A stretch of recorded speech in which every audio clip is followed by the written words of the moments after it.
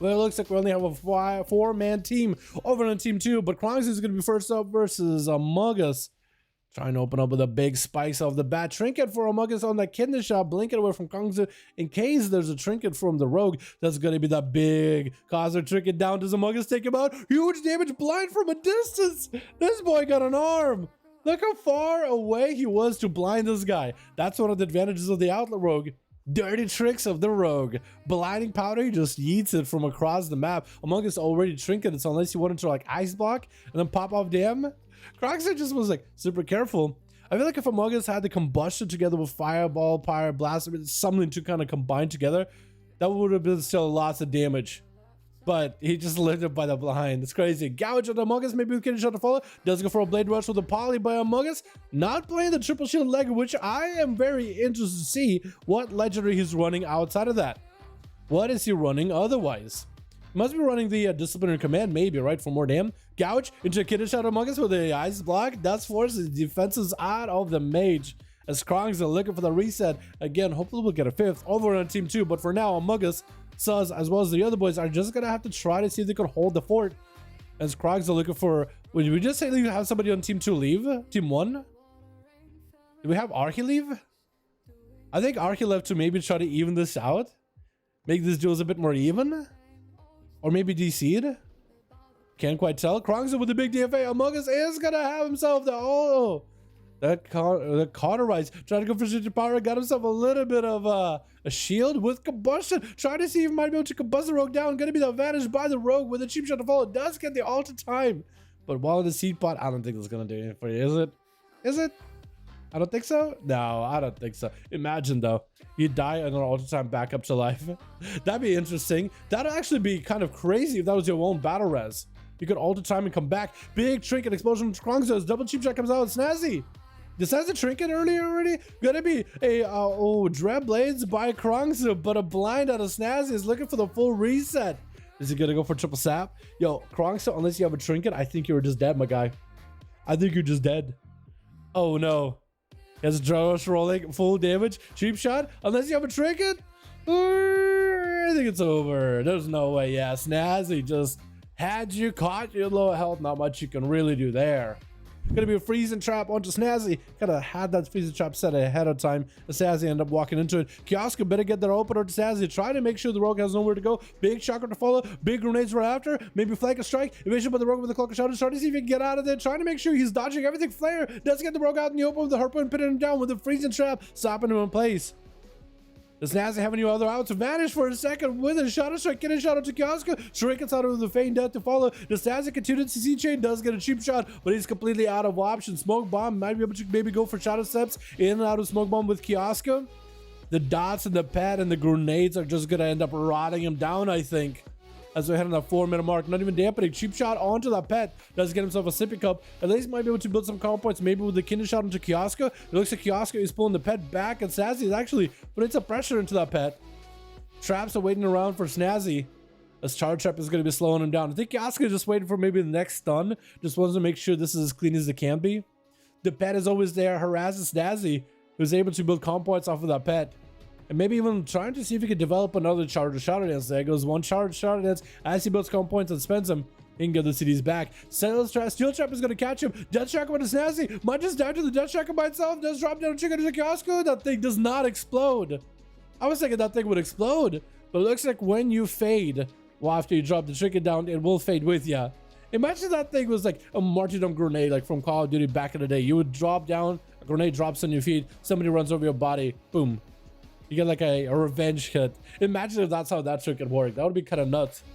Wolfie eating that freezing trap. Gonna be getting that earth elemental rolling as they're trying to find a way out of the steel trap. Kioska just able to get the dots rolling, get the grenades flowing. Wolfie dropping down to Skyfire Tone. Does Kioska take it out or does he let it just sit? Because Wolfie is gonna get their spells empowered. Damaging and I think of it healing the spells, especially if they land a crit. This is going to be Static Totem. Kioska has nowhere to go, but he has Wolfie right where he wants it. Going to be a big trinket for Wolfie. Is it dropping down a trinket on top of it? That is going to be that Cosmic Trinket, the Cosmic Grenade. Kioska does take damage from it, but I believe it gets split between him and the pet. I could be wrong, but I think he might have been able to split the damage between that trinket and the pet. Quick camo. Is there a flame shock? Looks like there is flame shocks rolling. Wolfie is gonna have random flame shocks on team 2 or team 1 rather. As they go for flame shock lava lash, it's just gonna spread those flame shocks. So there's no way for you to really get a camo since you no longer have to spend a global flame shock on the pet.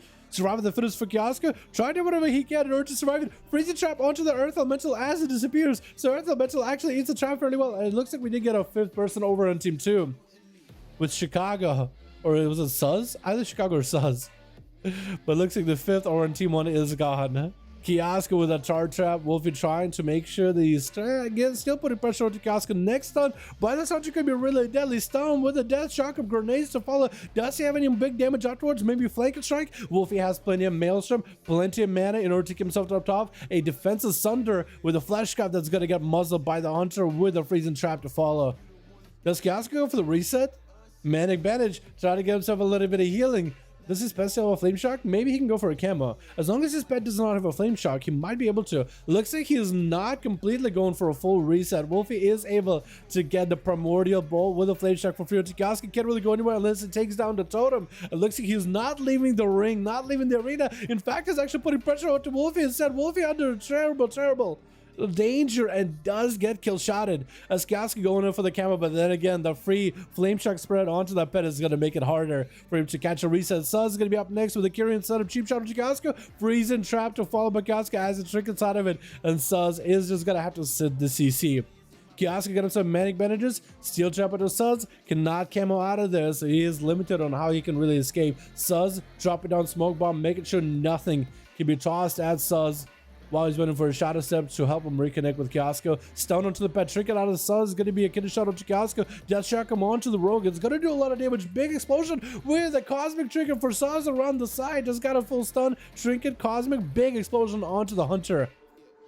With Polly Molly, second to last over on team 1. Walking out of there as a Frosty Mage. And I like the mod you got going on. It's straight up leveling heirloom gear. Well, actually, before this was heirloom gear, what set was this for, like, classic vanilla?